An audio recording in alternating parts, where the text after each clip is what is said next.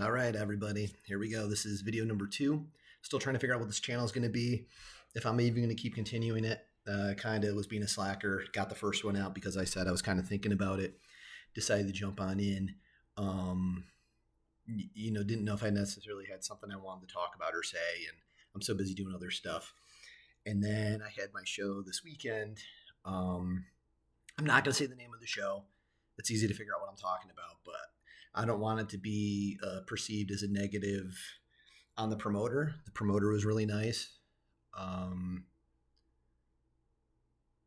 With all that said, this is going to be just about, I don't even know where to start. So kind of the theme of this is taking your lumps.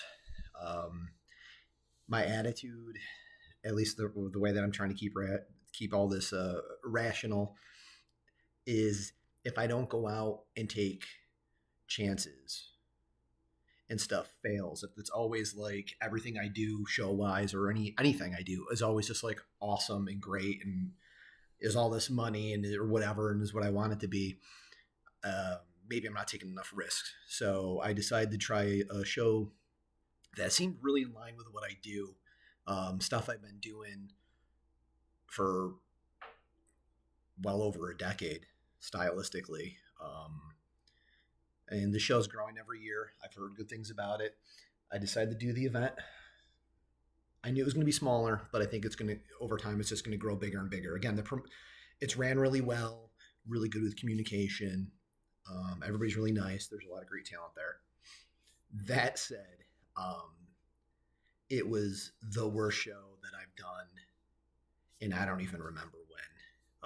Definitely before COVID. Maybe it's got to be my top 5 worst shows ever. I haven't had a bad show like this, and I keep thinking about it, and it's like I've done some pretty crappy craft shows, but the expenses weren't as high. This one I was probably walking in about $1,500, and I maybe brought in maybe I broke even, which is crazy. I haven't had a break even or lose show in. Yeah, it was just crazy. I was set up at the show.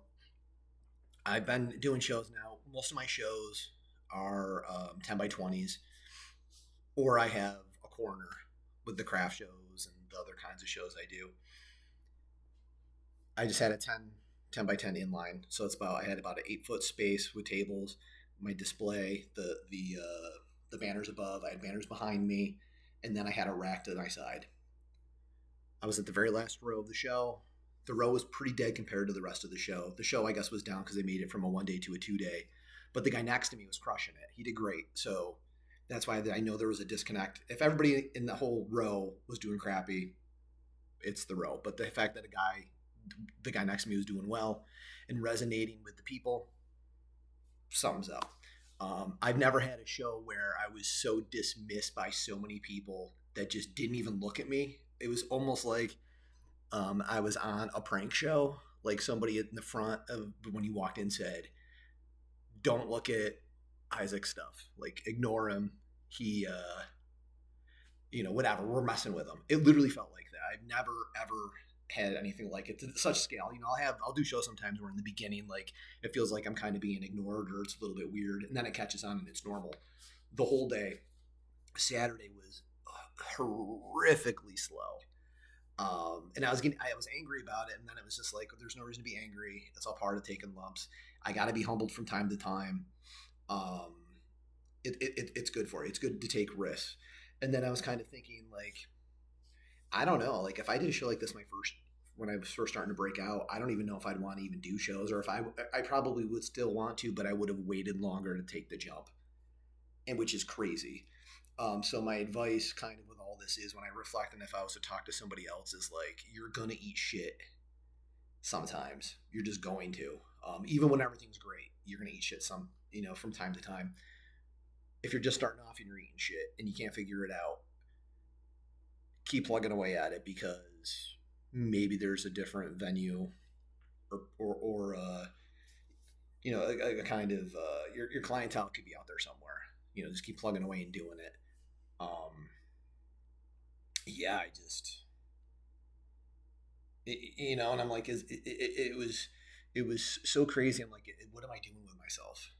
And like, should I even be doing this? It was all these crazy thoughts in my head. Like, what is happening? Is this how all the shows are going to be? Even though last week I was at a show that was insane. Um, and I know going forward, there's going to be a lot of really great shows, but so you're going to have doubt from time to time, and you just got to push through it and laugh at it. Like I did a lot of just like laughing. It was, a lot of people, like I said, not even looking at me. I would say hello. They would ignore me. Um, Ask me if I had certain things, like weird things. Do you have this? Whatever. I call it getting platypus because a long time ago I was at a show and somebody asked if I had a platypus, which is a weird thing to ask. And I'm like, yeah, I got one right here. I actually do. And they were just like, oh, cool, man. Awesome. See ya. And yeah, that happened a lot. It happened a lot at this show. And I just, it's weird to do a theme kind of show that is so in line with what you do and just for people not to care. It's so, I just can't, it's driving me crazy because I can't figure it out. But sometimes it just happens. So it is what it is. Yeah, I don't even know the words of wisdom. Just, if you want to do, if you eat a turd, just smile while you're eating it and just know that the future can be better in your career. So yeah, anybody has any questions or anything, thanks to my, I think I have 6 subscribers. Don't be jealous, everybody. We'll keep building it up. Eventually I'll maybe have some sort of format. I like the idea of calling it Isaac Bidwell and Friends, and mainly doing videos from the road where I'm not really talking to anybody. It's just me, because that's the life of an illustrator, is a lonely grind. You have friends and other people and, family and stuff, that obviously, but the grind is hard. I'm driving. I had an 8.5 hour drive today. I got to Erie, PA. So just another 4 hours and I'll be home tomorrow. That's why I'm in this sweet hotel. But yeah, just rambling. 7-minute video. What do you like and subscribe?